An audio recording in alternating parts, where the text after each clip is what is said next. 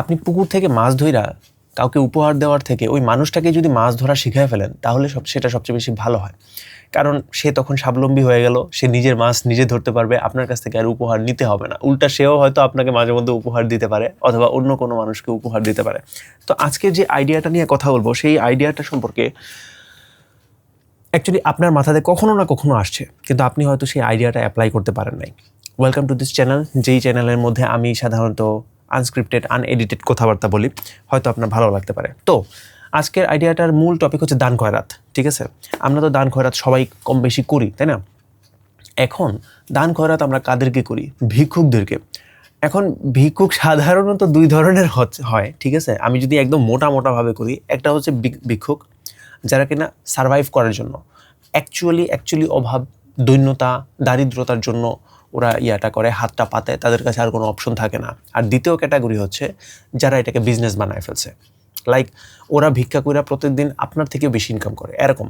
এবং ঢাকার মধ্যে, এবং I am not talking to the capital city, আমি পুরো বাংলাদেশের চিত্রটাই বলবো।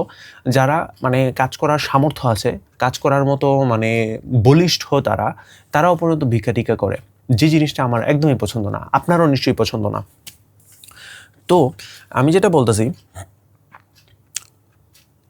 যেই মানুষগুলা একদম মানে না পায়রা করে তাদেরকে তো আমরা ঠিক আছে ফাইন, হয়তো এদের মধ্যে অনেকজন থাকে যারা কিনা একদম বয়স্ক, অনেক বৃদ্ধা, ঠিক আছে, যাদের ছেলে মেয়ে তাদেরকে ফালায় দিছে রাস্তার মধ্যে।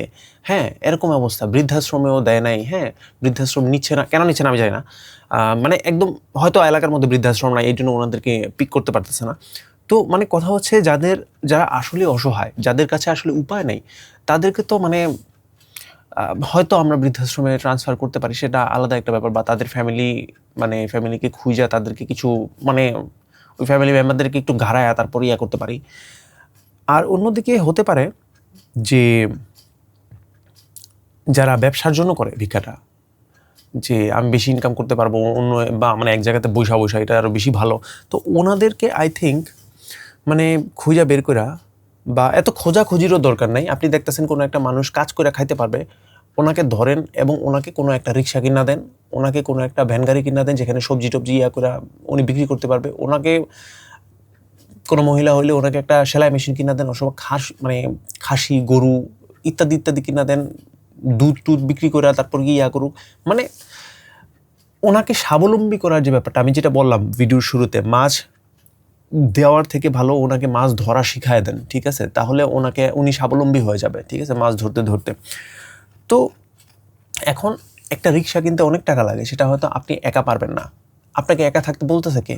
আপনারা একটা কি বলে, একটা সংস্থা টাইপের না, লাইক সবাই একসাথে সম্মিলিত হয়ে জাস্ট লাইক, আপনি যদি স্কুলে পড়েন, আপনি যদি কলেজে পড়েন, তো কলেজের পুরা মানে কলেজের মধ্যে টিম থাকে, ভার্সিটির মধ্যে টিম থাকে, যে আমরা এই জিনিসটা করব, সেই জিনিসটা করব। আমার চ্যানেলের মানে যারা ভিডিও দেখেন, ওরা ম্যাক্সিমাম হচ্ছে 25 থেকে 35 বছর বয়সী স্টুডেন্ট তো না, 35 বছরই ওনারা হয়তো চাকরি বাকরি করতেছে। তো আপনার অফিসের সমস্ত কলিগরা নিয়ে কিন্তু মানে একটা টিম বানায় ফেলতে পারে, যারা কিনা একসাথে কোনো না কোনো ডোনেশন বা চ্যারিটি করবেন। তো মানে এখানে কিন্তু এইভাবে করলে কিন্তু আপনি অ্যাকচুয়ালি একটা মানুষকে স্বাবলম্বী করে ফেলতেছেন। আমরা প্রায় সময়, আমি আপনাকে একটা উদাহরণ দিই, তাহলে আপনি হয়তো আরেকটু ভালো করে বুঝতে পারবেন যে কেন এই জিনিসটা অনেক বেশি দরকার। আমরা যখন কলেজে ছিলাম তখন শীতকালে কম্বল দেওয়া হয়েছিল। কলেজে তো 2 বছর থাকি, তো কলেজের মধ্যে মানে 2 বছরই শীতকালের মধ্যে কম্বল দেওয়ার সুযোগ হয়েছিল। তো আমরা যেটা দেখছিলাম, প্রথম বছরে আমরা যাদেরকে কম্বল দিছিলাম, দ্বিতীয় বছরে ঠিক তাদেরকেই কম্বল দিতেছি। কেন? তারা হয়তো কম্বলটা বিক্রি করে ফেলছে। This is a problem. কারণ ম্যাক্সিমাম পিপল দেখা যাচ্ছে আসলে অসহায়ত্বের জন্য না, বরং রাস্তার মধ্যে নামছে। আমি হয়তো অপবাদ দিয়ে ফেলবো, সেই অপবাদের জন্য আল্লাহ আমাকে মাফ করো, কারণ আমার কাছে কোনো ফ্যাক্ট নাই। আমি আমার গুরুজনদের কাছ থেকে, আমার বয়োজ্যেষ্ঠ যে মানুষগুলো আছে তাদের কাছ থেকেও শুনে আমি আপনাদেরকে এই জিনিসটা বলতাছি, ঠিক আছে? অনেক মানুষ আসলে মানে পেটের দায়ে করে, অনেক মানুষ হচ্ছে গিয়া বিজনেস হয়ে করে, অনেক মানুষ আছে যারা কিনা ভিক্ষাটা করে কারণ রাত্রেবেলা আমাকে জুয়া খেলতে হইব, অথবা আমাকে আমার নেশার জিনিসটা, খোরাকটা জোগান করতে হইব, না হলে আমি পারবো না, ঠিক আছে? এই জিনিসটার জন্য ইয়া করে। তো আপনি যদি সমাজ বদলাতে চান, যেহেতু এই জায়গাতে দেখেন 2-3টা আলাদা মানে সেক্টর খুলে যেতেছে, যারা কিনা নেশার জন্য ভিক্ষাটা করতেছে ওদের জন্য আমাদেরকে ওই নেশামুক্তি কেন্দ্র খুলতে হবে বা অন্য কোনো কিছু খুলতে হবে। যারা একদম বয়স্ক, যাদেরকে মানে বাড়ি থেকে বাইর করে দিছে, ওদের জন্য বৃদ্ধাশ্রম খুলতে হবে। আর মানে আলাদা আলাদা জিনিস হয়ে গেছে। মানে কিন্তু যেই মানুষগুলো অ্যাটলিস্ট বিজনেস করার জন্য ভিক্ষা করে, ওদেরকে তো আর আমরা চিনতে পারবো না। কিছু কিছু মানুষ চিন্তা ফেলে ফেসবুকের মধ্যে বা সোশ্যাল মিডিয়ার মধ্যে, এই ধরনের রেকর্ড দেখা যায় যে ও কি সুন্দর করে এই থালাবাটি নিয়ে হাইটে হাইটে যেতেছে, রেল স্টেশনের মধ্যে গিয়ে একদম বৈশা কি অ্যাক্টিংটা যে করে, অস্কার লেভেল অ্যাক্টিং। মানে ওই অ্যাক্টিংকে আপনি মানে শাহরুখ খানও এরকম অ্যাক্টিং করতে পারবেন, এত সুন্দর অ্যাক্টিং করতে পারে। তো এরকম জিনিস আসলে হয়, এটা দেখা যায়। তো আচ্ছা, আমরা সবচেয়ে বড় দান খয়রাতটা করি হচ্ছে যখন রমজান মাস।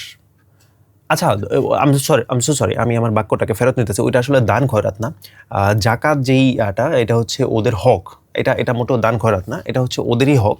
তো আমার মনে হয় যে ওদের হকটাকে যদি আমরা খুব সুন্দরভাবে ইউটিলাইজ করতে পারি, খুব সুন্দরভাবে দিতে পারি, যেমন ধরেন মানে এটা সম্ভব কিনা এটা আমাকে বললেন, যে আমার জাকাতের সমস্ত টাকা, মানে আমি তো খুব বেশি একটা ধনী না, কিন্তু আমার জাকাতের সমস্ত টাকা আমি একজনকে দিচ্ছি কোনো একটা জিনিসের মধ্যে।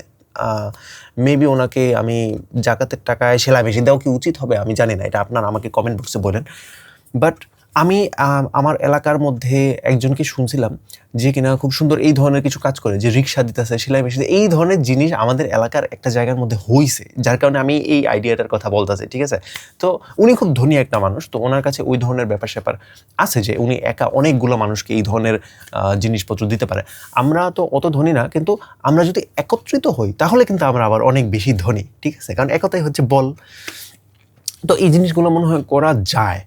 কারণ অনেকে দেখবেন যে জাকাতের কাপড় দেয়, এটা কতটুকু যৌক্তিক আমি জানি না, কিন্তু ওই জাকাতের কাপড়গুলা অনেকে বিক্রি করে দেয়। আমি যখন স্কুলে ছিলাম এবং আমার টিচাররা এই জিনিসগুলো বলতো যে ওই যে আমাদের এলাকার মধ্যে অমুক ধনী মানুষ সবাইকে কাপড় দিছে, আমরা দেখছি যে আমাদের বাসার আশেপাশ দিয়েই অনেক দরিদ্র মানুষ ছিল, ওরা গিয়া পরবর্তীতে একজন আরেকজনের কাছে এই বাজারের মধ্যে গিয়া এই কাপড়গুলো বিক্রি করে দিছে, ঠিক আছে, এবং টাকা নিয়ে আসছে।